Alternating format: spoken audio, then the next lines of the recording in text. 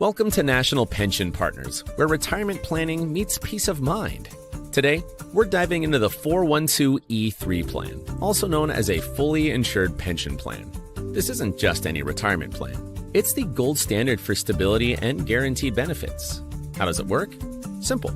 It's funded exclusively by life insurance and annuity contracts. This means no market risks, no actuarial assumptions, just ironclad guarantees. Think of it like this. You're a small business owner who hates surprises. The 412(e)(3 plan gives you predictable, stable contributions every year. Your future benefits are backed by insurance contracts, so you know exactly what you're getting. No guesswork, no headaches. But there's more. These plans are designed to maximize your contributions and offer significant tax advantages. And with National Pension Partners, you're not just getting a plan, you're getting a team of experts, attorneys, CPAs, actuaries, all dedicated to making your retirement as secure as possible. We provide personalized consulting, ensuring that your plan is tailored to your specific needs. Best part, initial consultations and proposals are absolutely free. $0, zero commitment. So if you want a retirement plan that's as reliable as your morning coffee, head over to nationalpensions.com. With the 412(e)(3 plan, your future is in safe hands. Retirement planning never sounded so thrilling. Perfect for small business owners who like their finances as predictable as Monday mornings. Stable contributions, ironclad guarantees, and serious tax advantages. It's the trifecta of financial security. And with National Pension Partners, you get a team of brainiacs, attorneys, CPAs, actuaries, ensuring your retirement is as secure as Fort Knox. Oh, did we mention the free consultations? That's right. You get a personalized expert proposal with $0 down. So, if you want a retirement plan that's as reliable as your morning coffee, head over to nationalpensions.com. Because when it comes to your future, boring is the new exciting. Retirement planning never sounded so thrilling. For more details, check out National Pension Partners at nationalpensions.com. Retirement planning never sounded so thrilling.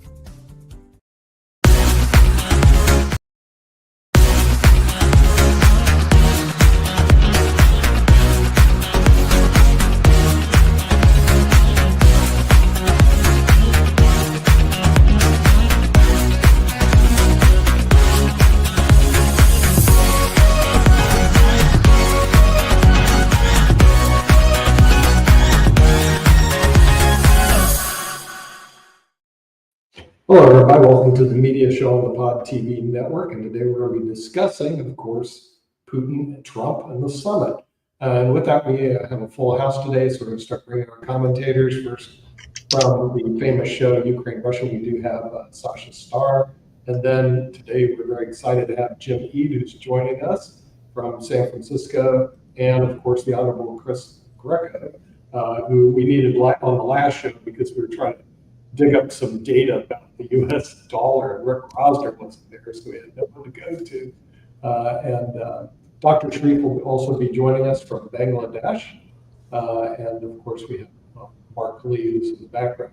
But we'll start with Sasha, because I know Sasha is very shy and doesn't have much opinion on this stuff. So what are your thoughts about the summit, the Putin-Trump summit, Sasha?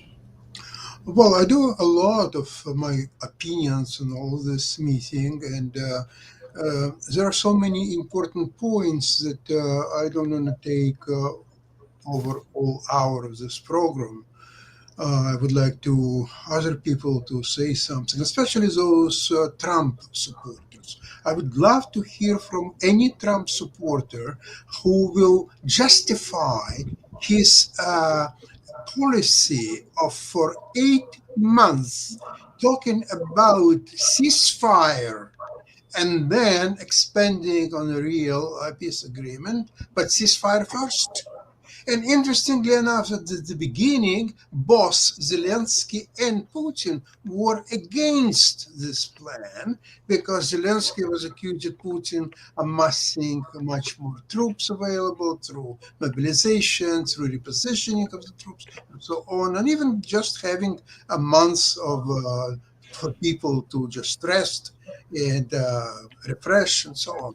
Now, Putin was against it because he was afraid that West will rearm the Ukrainian, providing all the latest weapons, and therefore he was against it. So finally, what's happened in about mid-March, Zelensky agreed with Putin's plan and actually signed an agreement. It was during the meeting in Saudi Arabia in about March, April. And so Europeans all supported this because if both Trump and Zelensky agreed, who are the Europeans to not to agree with? So finally, what's actually happened in the Alaska, that in the hour and a half, all of a sudden, Putin convinced Trump that no, that's not the way to do it. No, we have to work on comprehensive peace deal during which the fight will go on. So we will continue to kill even more Ukrainian children, women, elderly people. And then we're going to talk for next, whatever it takes, 6 months, 8 months, 28 months. It doesn't matter. We will come up slowly to some peace ideas. But first, we have to just continue war. So this is, Trump agrees to that. So today I am expecting that Trump will try to talk, nicely, maybe not so nicely, to Zelensky to accept Putin's terms, to cede whatever territory Putin is asking for, unless it's all Ukraine. So if it's all Ukraine, so Zelensky probably would say no. Now, if it's only 2/3 of Ukraine or 1/3 of Ukraine, so Zelensky would have to probably answer yes, which he will not. But according to Trump, that's what he has to do. And ask Trump anything else, sir? We'll see how it will go. Okay, we'll bring in Jim Eade and see what his situation is and what his thoughts are on this summit that took place near your neck of the woods, a little further north than San Francisco. Yeah, a little bit north. But yeah, I was on a number of shows last week, including one I host, and we all predicted that Trump would cave. You know, the acronym TACO is Trump always chickens out. But we knew that Putin is a different type of man than Trump is, and that Trump would swivel. And he went in there, barking loudly with no bite. And he was going to put all these tariffs and take all these punitive actions if Putin didn't agree to a ceasefire. And he came out thinking that, ceasefires never work, they never hold. So, this was entirely predictable. And the only thing that we can do is when the midterms roll around, cast a vote and throw the bums out. Keep throwing the bums out until they get to a government that you can have respect for and takes into consideration the consumers. So this was just as Helsinki was. It was an entirely predictable summit, an entirely predictable outcome. And it's shameful. Thanks, Nick. We'll bring in Chris Greco from the Data Show and see what data he has for us. What are your leading economic indicators saying? Are you going to get a treble lip? Well, it's interesting. I've heard the other participants talking, and it's so what I'm gathering is that and Sasha, you tell me if I'm wrong on this, is that the Ukraine would rather continue the war, which is basically trench warfare at this point, so that the lines move 10 meters, maybe. We'll even call it 10 kilometers. Either way, the line moves. So they've been at it now for 3 years and change. So it's better that they continue the war for an indeterminable amount of time, rather than going in and saying, now you talked about the ceasefire, that, hey, they signed the statement and all that, and I get that. But the bottom line is this, I have really mixed feelings on this, because giving Ukrainian land to Russia so that Russia stops their invasion of Ukraine is very similar to the World War II, to basically Neville Chamberlain saying, we have peace in our time, or whatever that quote went, and then basically giving land that doesn't belong to them to Russia, and then saying, but Ukraine can join NATO. And at that point, I would sit there and say, well, then Transnistria should be part of Ukraine. So if you're going to take our land, then Transnistria will totally be part of Ukraine. We can go in there. We can pretty much make it part of Ukraine.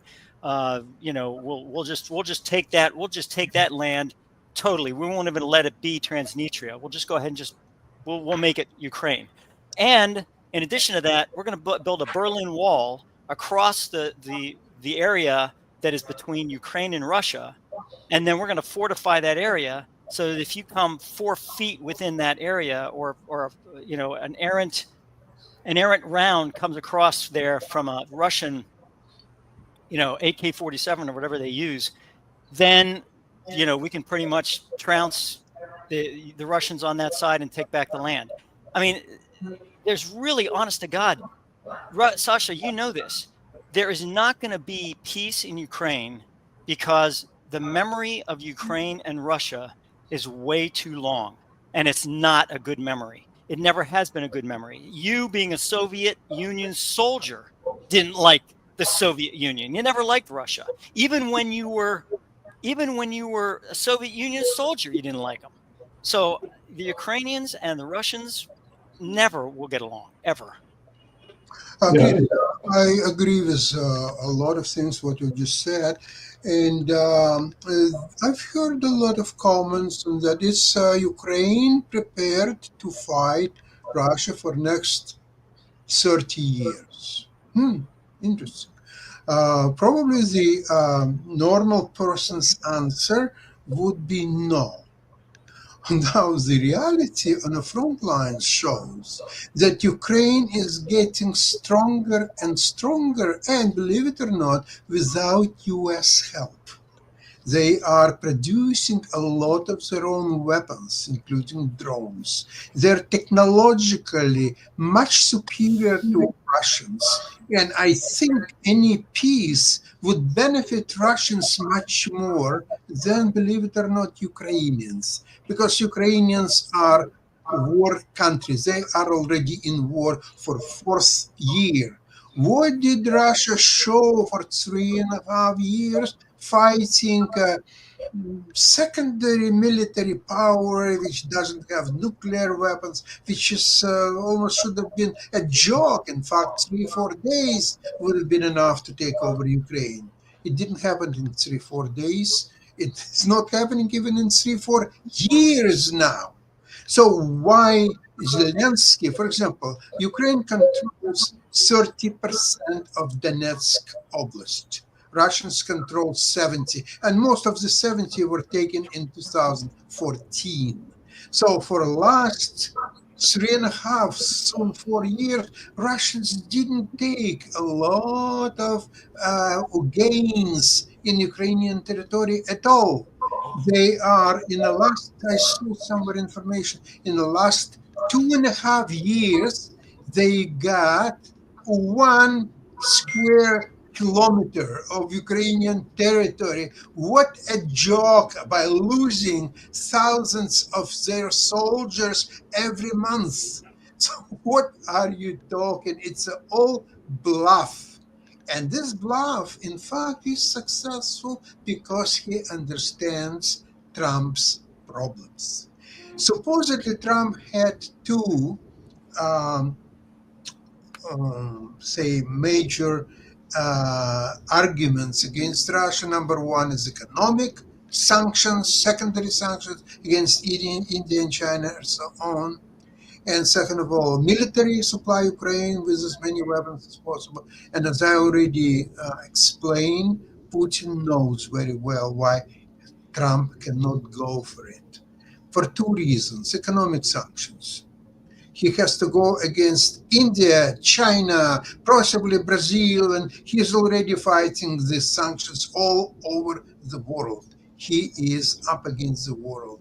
He is losing U.S. influence, U.S. soft power, U.S. economic power now. So that's not an option. He cannot do that. Now, the military argument is, okay, he can start supplying weapons. But he already said many times that he's not going to supply weapons to Ukraine. But supposedly, okay, Trump is changing his mind once so often.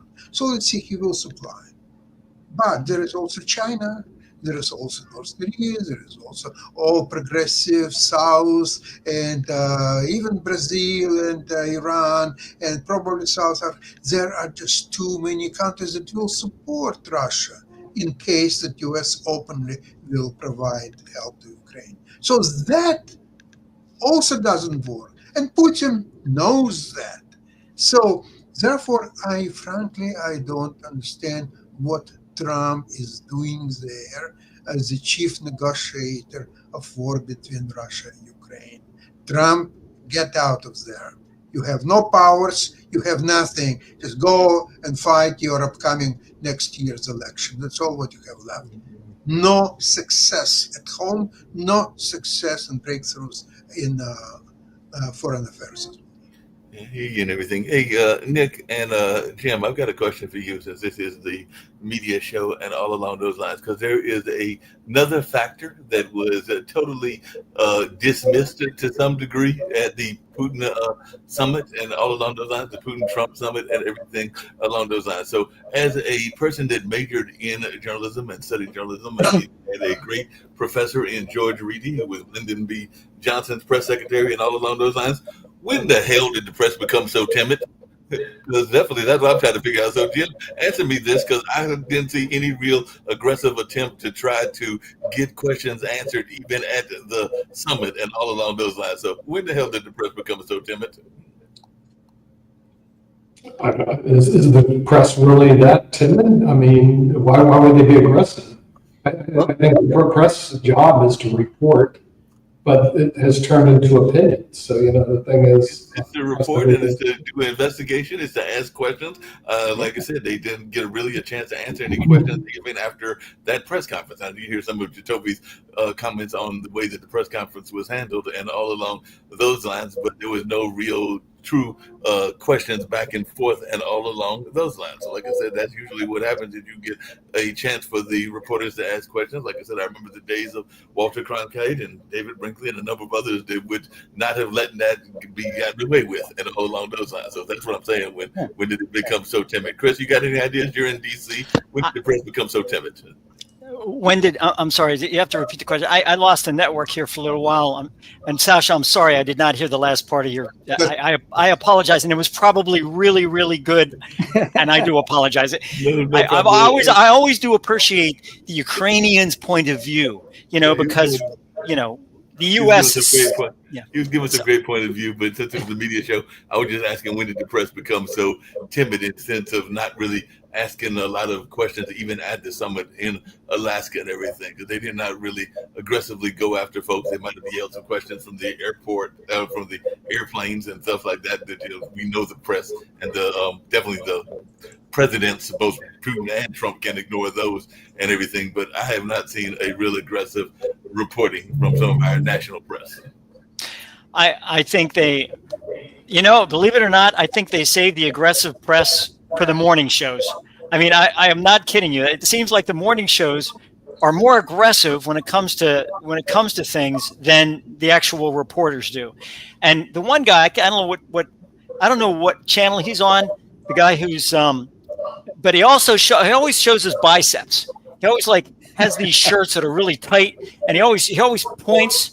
He points like this, and he shows his biceps all the time. And he points like this, So he's always showing. I thought, if you want to show your biceps, go to a beach and have yourself a ball. But it just never. They never.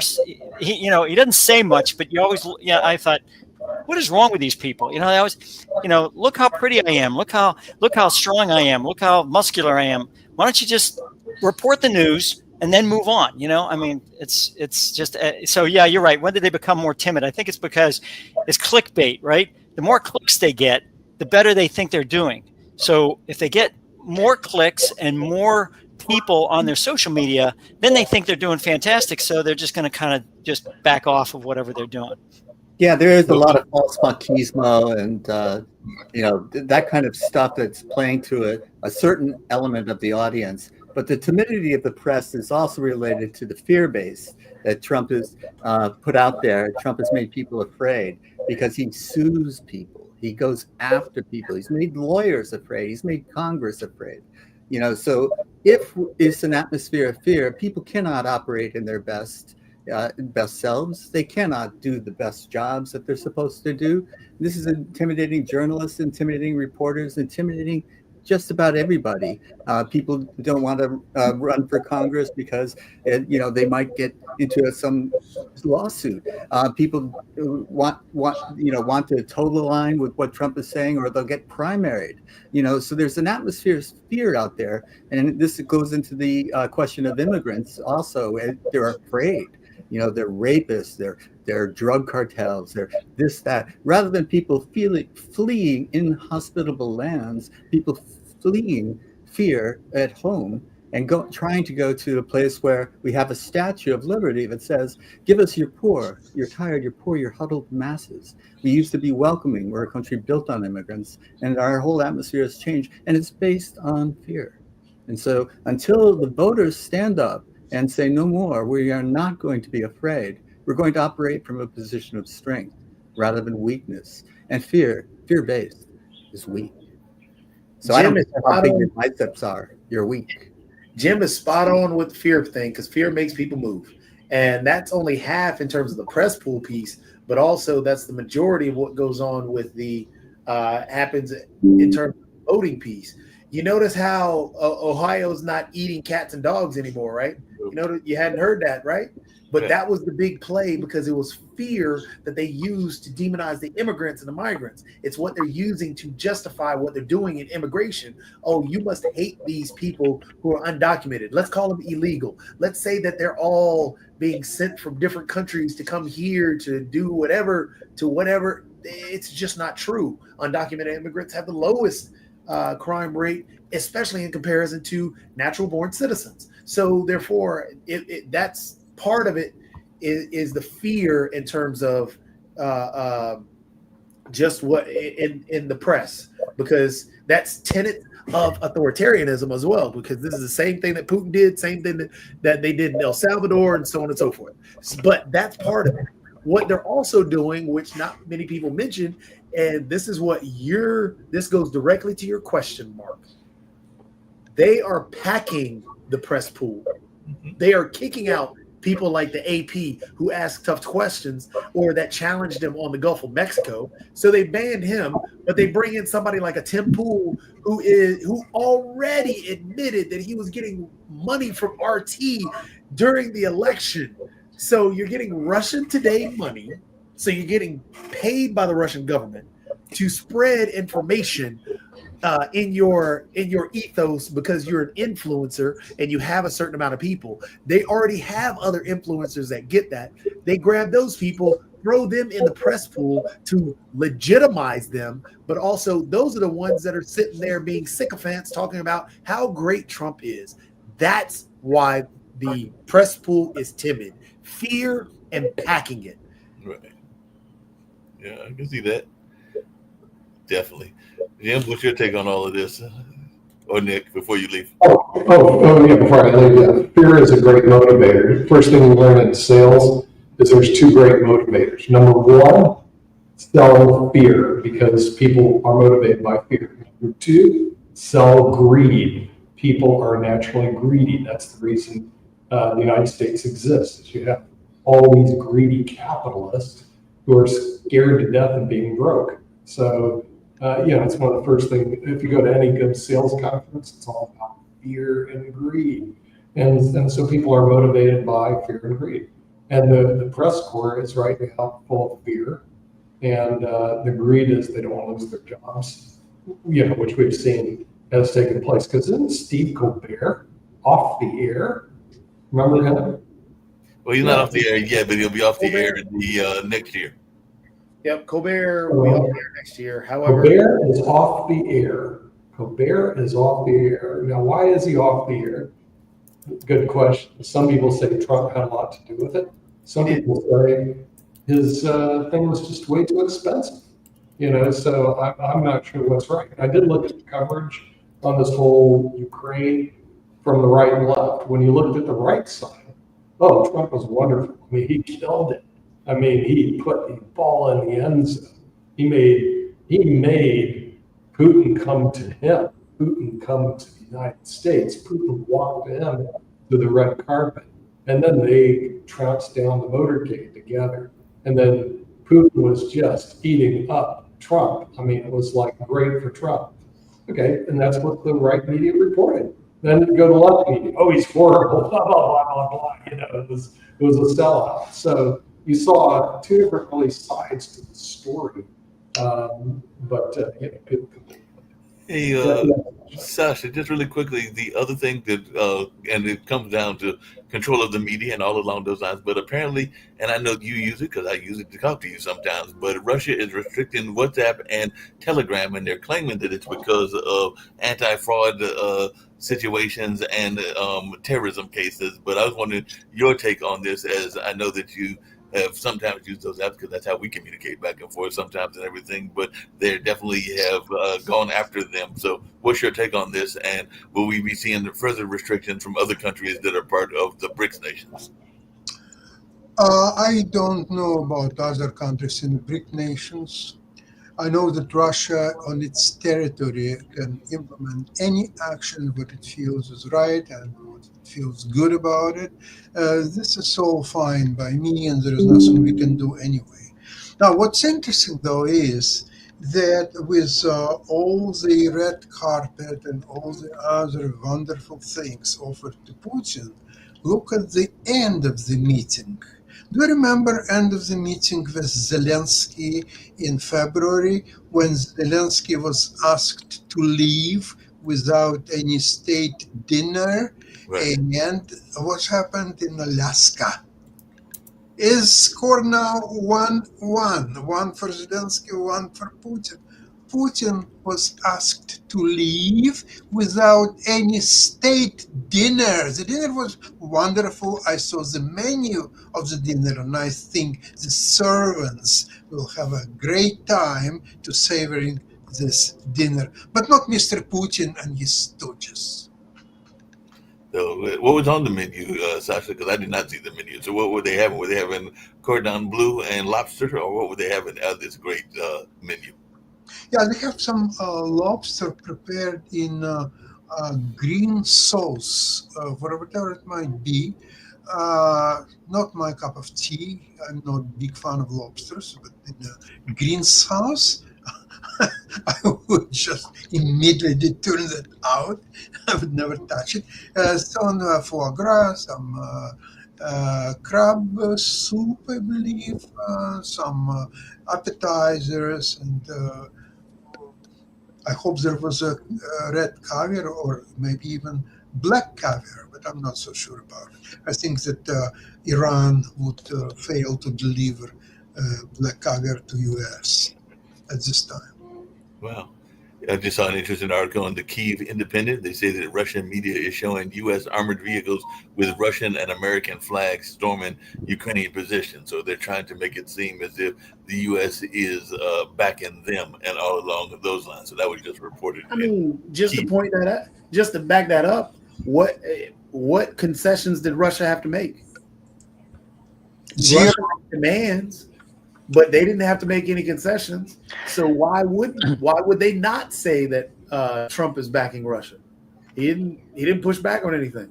Sanctions were removed, everything. I think, first of all, I wouldn't trust Russia to agree to anything because they use this bullcrap phrase, Sasha, agree in principle. They always agree in principle, but it means nothing. But they say, yes, we agree in principle. They did this in Poltava in World War II, which Poltava's in Ukraine. It was part of the Soviet Union.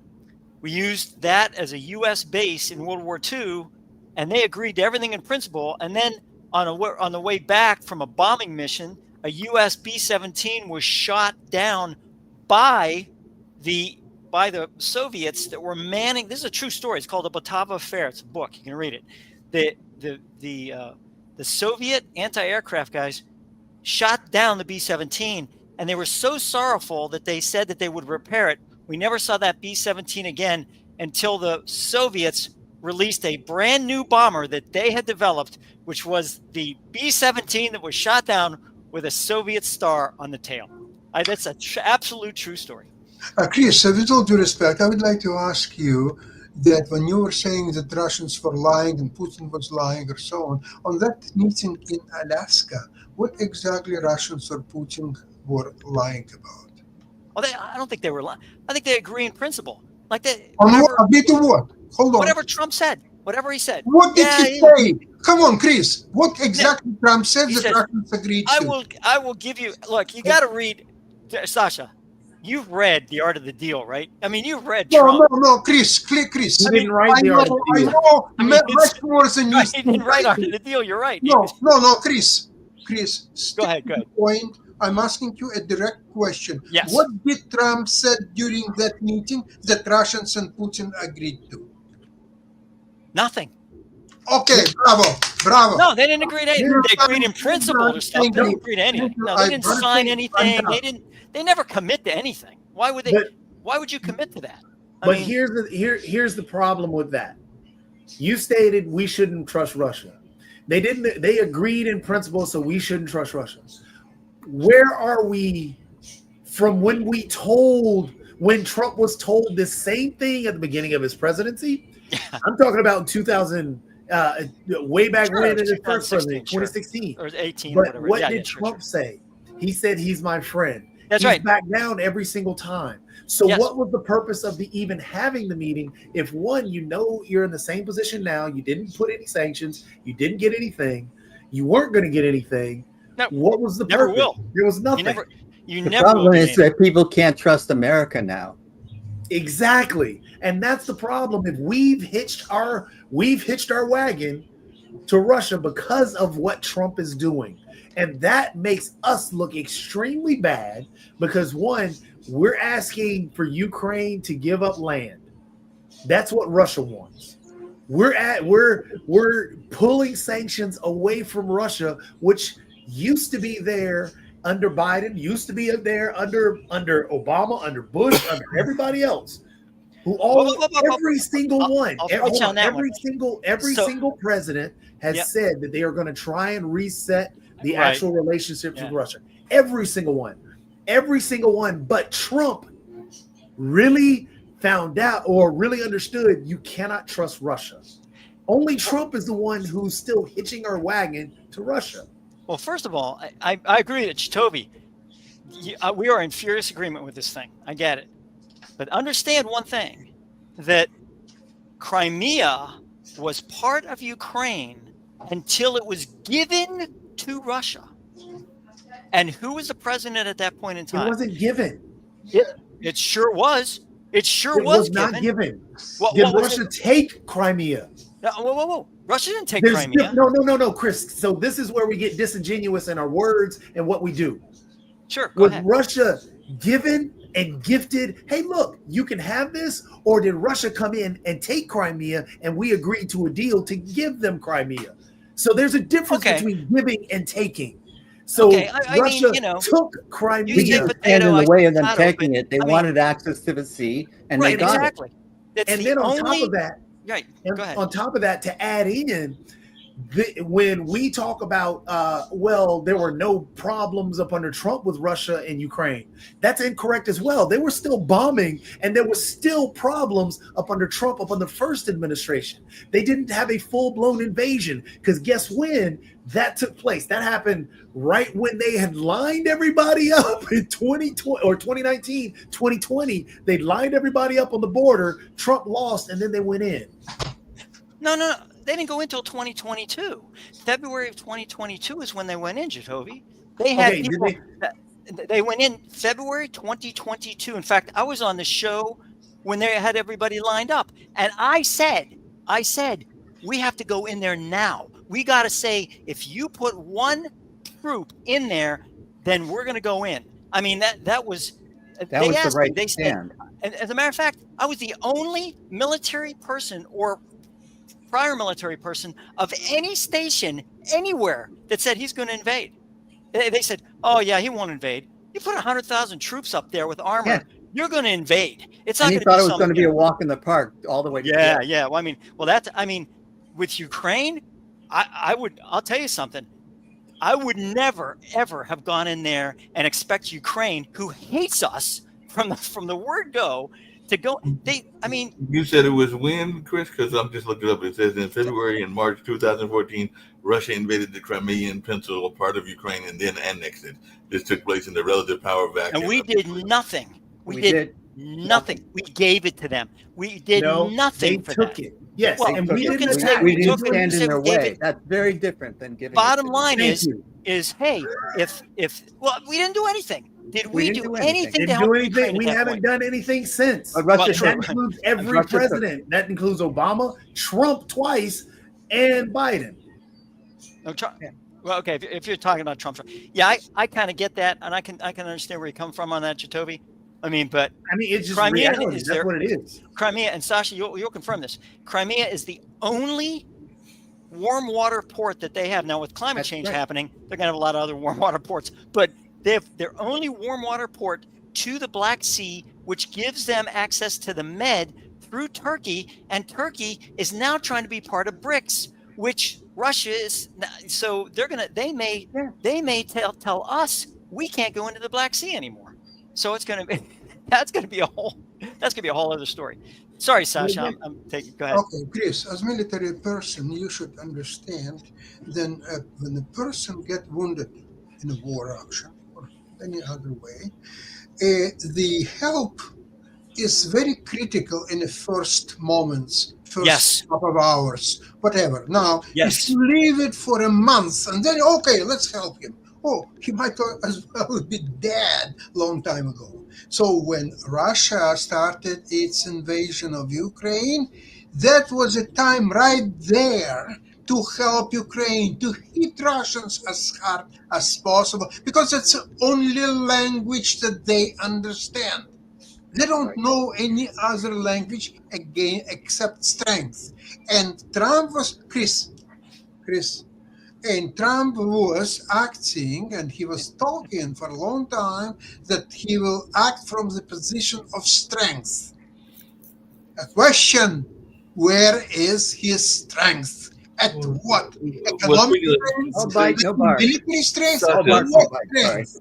Sasha, speaking of strength and everybody on the panel, apparently I just saw this came through on the Daily Beast. One of the people that we know Zelensky does not like has been invited to come to this talk in a few minutes and everything along those lines. So apparently Donald Trump has dealt Ukrainian President Zelensky a new blow before their peace summit gets underway, because he's going to include J.D. Vance. So J.D. Vance will be there, and we all know what happened the last time J.D. Vance and Zelensky got together and everything like that. So it looks like there's already some tension because of Vance being invited to this meeting.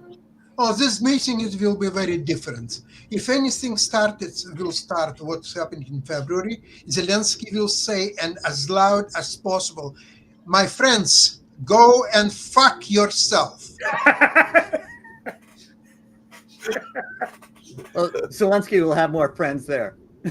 He will have more friends there, because he's going to have the French President Emmanuel Macron, the British Prime Minister Keir Starmer, and German Chancellor Friedrich Merz are all going to be there as well. The EU is on his side. The Americans, you can't trust them.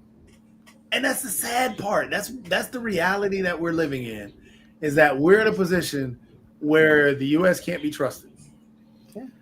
Well, speaking of not being trusted, and since it is the media show, what is our thoughts about Trump? He's going after another media people and all along those lines, because he is vowing that the MSNBC host will be fired in his latest rampage. So what is our notes on this? Because he's saying that Nicole Wallace will be fired when he went up on Sunday on various rants on his own media and said that they are in trouble and that she's going to be fired. So what is our thoughts on this notion?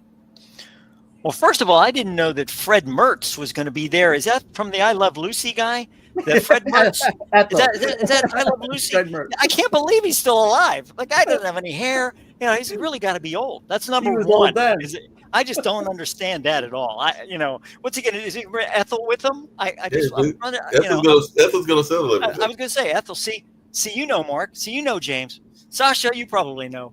You probably had "I Love Lucy" in the Soviet Union. They probably called "I Love Lucy."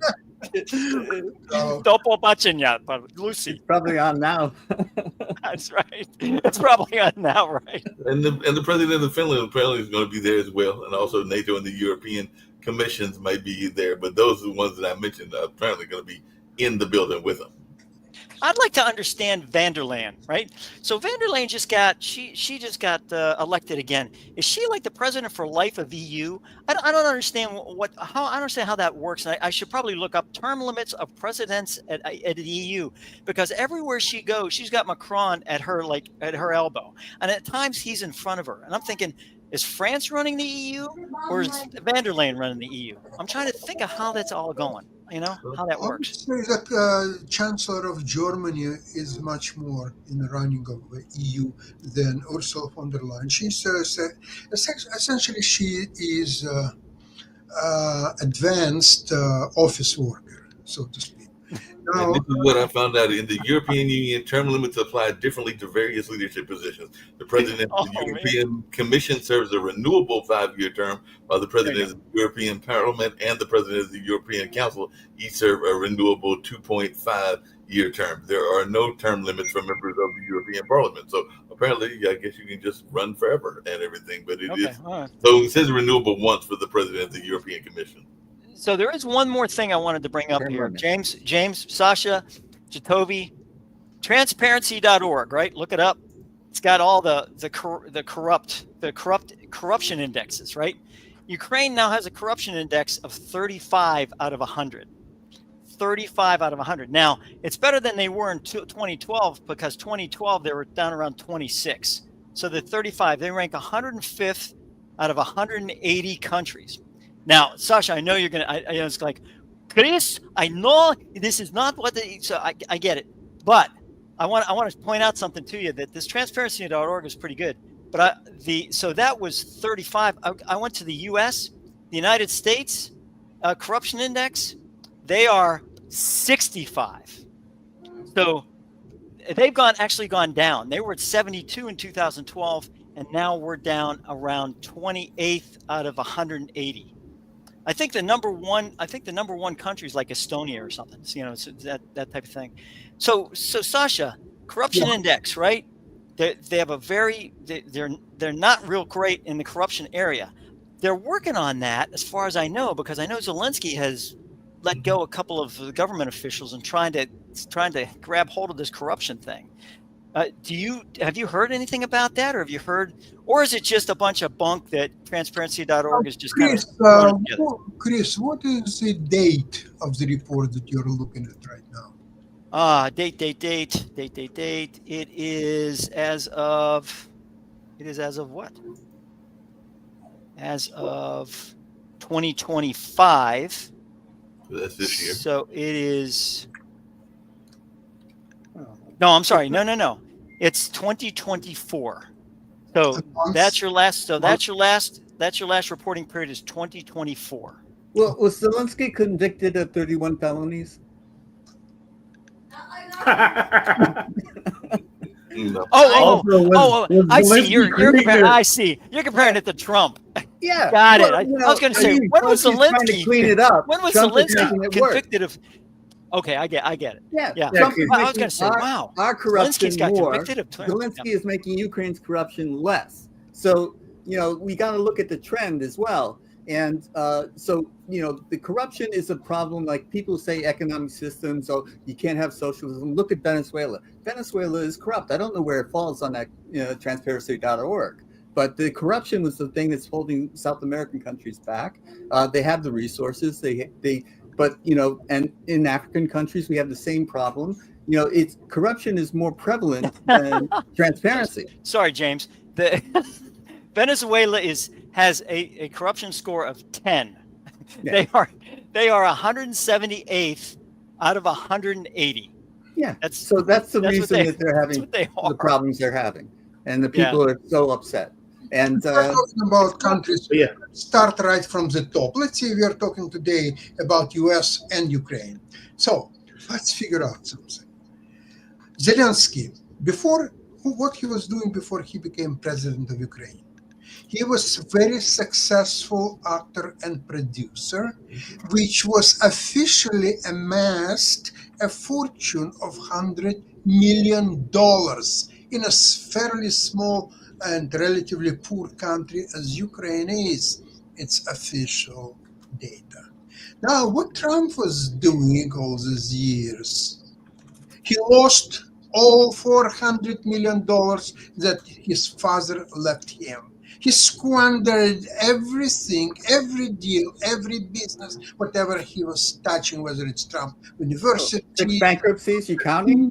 bankruptcy, and so on. This is a shady, criminal, convicted felon.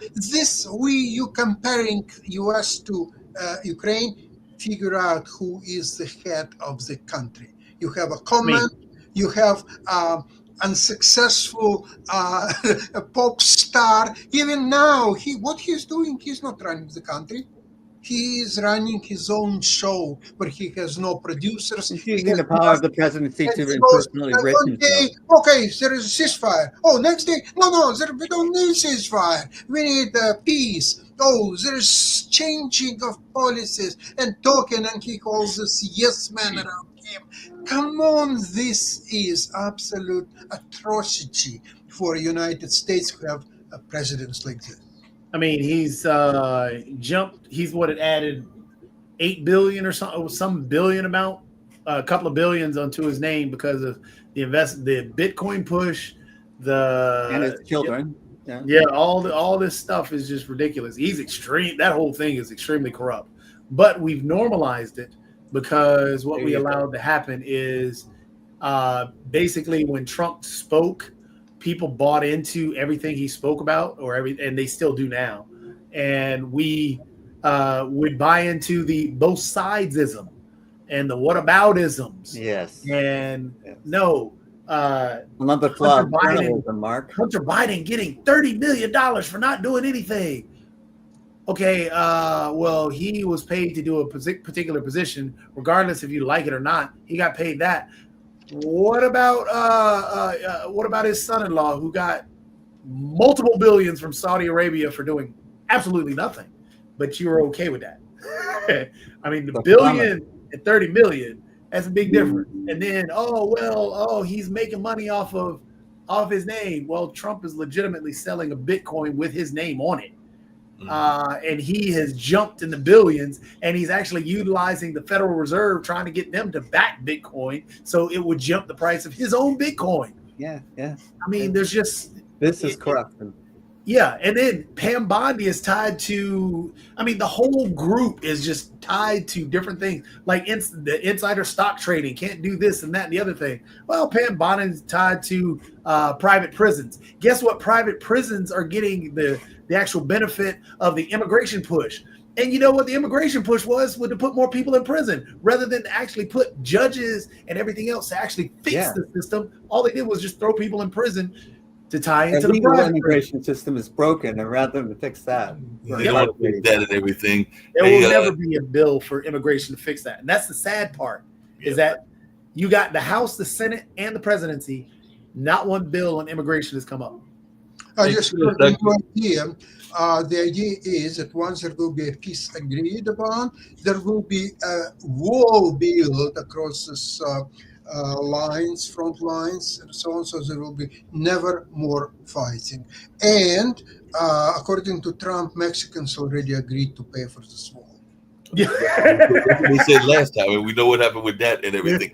Hey, Chris, are you going to the big at the celebration of the 250th? Are you going to the big wrestling match since it's going to be on the White House lawns, and you're not that far from there, being in that whole DC, Maryland area and everything like that? So are you going to be headed over there to the big wrestling match that Trump is putting together? Oh, man, I'm glad you told me. Yeah, baby. Oh, we're going to wear my MAGA hat. Make America gigantic again. I'm gonna wear my MAGA hat. I'm gonna go there, and I'm gonna.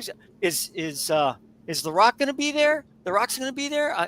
Are the Kardashians going to be there? If the Kardashians are going to be there, I'm going. The I mean, Kardashians might be Meg- there, the Rock might be there, and everything. Hey, you tell me I because mean- we're winding down, and now since I'm on a sports mode right now and everything, I just wanted my team with the Vikings is getting a lot of flack because apparently they've got 2 male cheerleaders, and I know that the team here in the Carolinas got some flack last year because they had the first transgender cheerleader on their squad and everything. So do we really care? Because I know that there was a time that there was a lot of male cheerleaders in high school and college and everything like that, but now we've got them on the pro level as well, and people are giving them a hard time. So what is your thoughts around males? You're a Vikings fan, Mark? Is that because you went to Marquette? Is that? I was a Vikings fan during the Fran Tarkenton days, so I became Okay. Yeah, Then yeah, you're yeah. legit.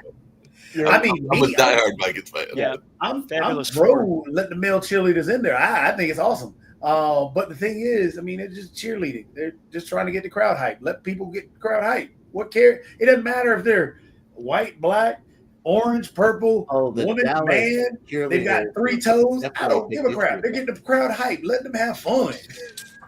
I'll tell you What- something. What's You sad? know, everyone talks about this stuff with the military and, you know, gays in the military and all that stuff. And I go, you know something?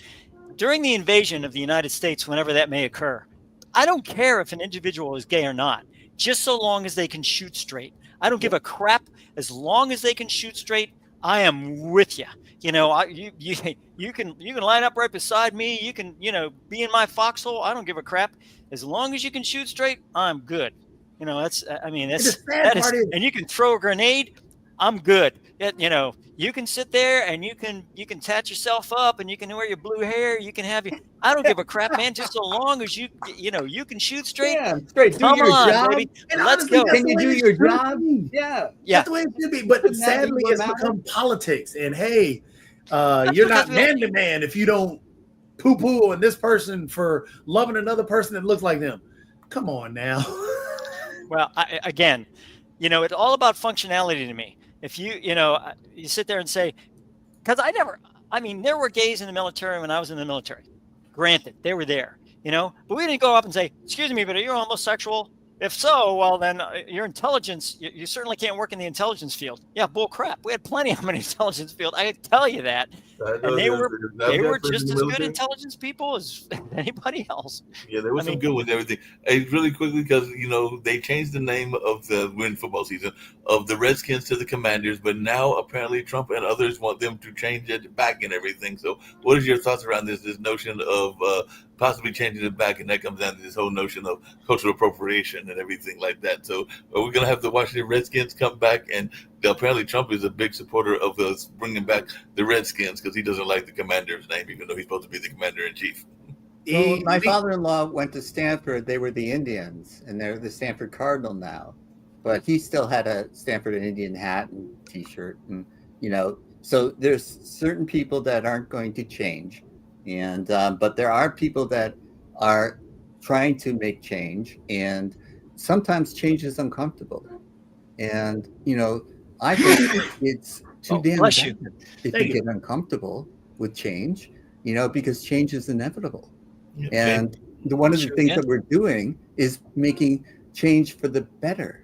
And if it's change for the worse, okay, cleaned it up. But I don't think going backwards is the answer to anything.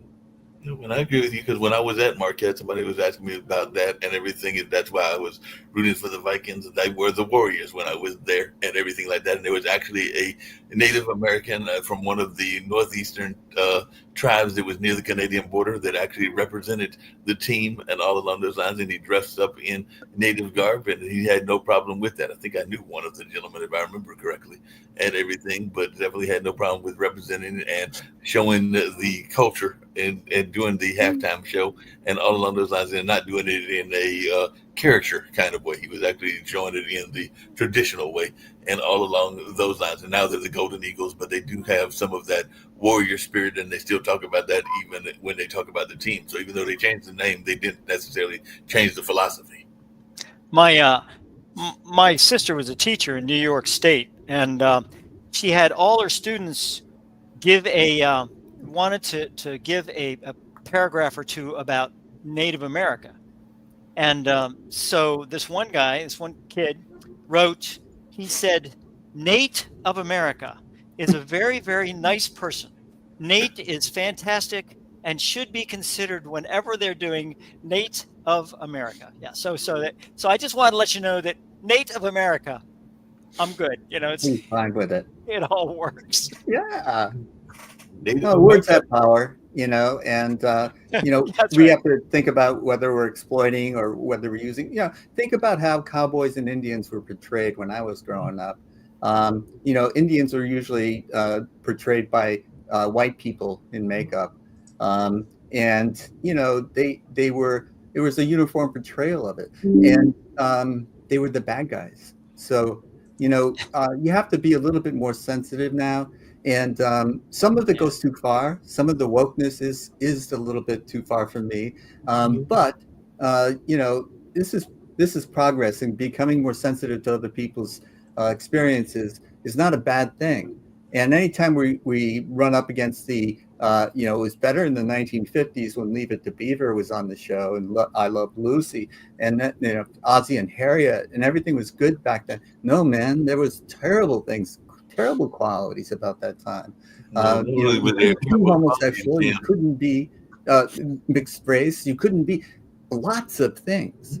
And now we're more inclusive as a society, and we don't want to go back to we are. If you look like me, then you probably think like me. Yep. Kind of attitudes. And some of those. I don't believe you think like me, James. No, I don't think so either. Some of those shows Probably were didn't think like me. that, I'm huh? just about as dark as him.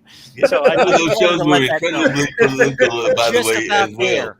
Yeah. Some of those shows were incredibly political. Even Laugh In and Cher and Carol Burnett and a number of others had some tremendous political The overtones. Smother Brothers got canceled. So think about even the Smothers Brothers and everything like that. So they had some great political overtones as well.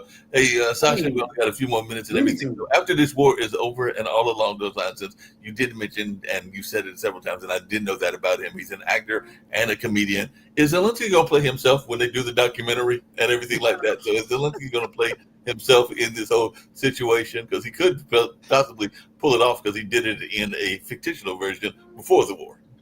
I don't think so, because by that time he will be a very old man, and probably frail old man. Trump is not going to be around, that's for sure, and Putin as well. And Chris, by the way, I would like to agree with you why in intelligence service there are so many gays. You know why? Because they're friendlier than average people, and in intelligence, being friendly is very important quality. That's right. Social engineering. Yeah, you're exactly right, Sasha. Yeah. If they're gregarious, right? Life is good. Yeah. Yes, you're right. I agree with you on that. You want So, those, Mark, you want answering your question, no, Zelensky is not going to do that. And so Trump and Putin will never play parts of them. Maybe Trump in jail one day. He will play in a local theater group. And Orange is the new black. Maybe he'll pull that off and everything along those lines. So y'all are right about those spies and everything. That's why those women have a lot of that gregarious personalities, those women spies, whether they on the west or the east, because they're able to manipulate folks. I'm sure that Chris probably ran across some of them during his spy days. I'm waiting. I was in intelligence for 20 years, and they always told me that I would be like, I would try to be dated by, individuals, especially Eastern Europeans that were beautiful. And I thought, okay, all right, let's give it a test. Come on. We're never 20 years. I mean, I'm an intelligence. Chris, you reminded me a story. I'd be eating out of their hands. You reminded me a story about a man who is waking up and there is a woman sleeping next to him. So he's thinking, is that a wife or do I have to pay? One way or the other in intelligence, you got to pay. You got to pay one way or the other. One way or intelligence, you're going to pay. That's the way it's going to go. Even if it's your wife, so what's wrong to give her some money? My wife would probably say, "You want to thank you." Yeah. I'm going to go get a car. Yes. As we get ready to get out of here and all along those lines, I did see this great Instagram post that you'll get a kick out of. It was a very buff football playing, maybe even boxing type African American gentleman that was had his cat and everything, and basically he was telling the women as he was feeding the cat whatever the cat was licking on, and all along those lines, that if they couldn't put up with the cat because the cat was his son, that they would just have to get to stepping. But it was a very aggressive post, because he was basically like saying, you might not think that I'm a cat person, but I'm a cat person, and if you don't get along with my cat, then you just got to get out of here and everything like that. And on that note, Well, I know we can we're going to get out of here. Yeah, right there. We're going to get stepping. There we go. So many red light. I mean, we would be in the red light district. So, and we already talked, and Sasha already gave us a highlight yesterday. He was talking about masturbation. Let's not go back there. I mean, Chris wasn't here. Sasha, tell him how you masturbate. Whoa! I'll tell you what I do. I take the worm and I put it on the hook. Oh, masturbating, right? You take the worm, put it on the hook. That's what you do. I mean, it's nothing. There's nothing. You don't have to be a master to do that. I mean, give me a break. Very unexpected ending to media. Yeah, I know. I think They that get into the show and just get into time our shares. So three we'll find out viewers are what never going to watch timeshares this ladies again. are talking about now. So on that And note, we we get won't out have of a here female so they can guest deal with the on the panel for a timeshares. while. We'll see you guys. Bye-bye. Bye-bye. Love you all. Love you too. Wait. Bye-bye. Bye. Bye-bye.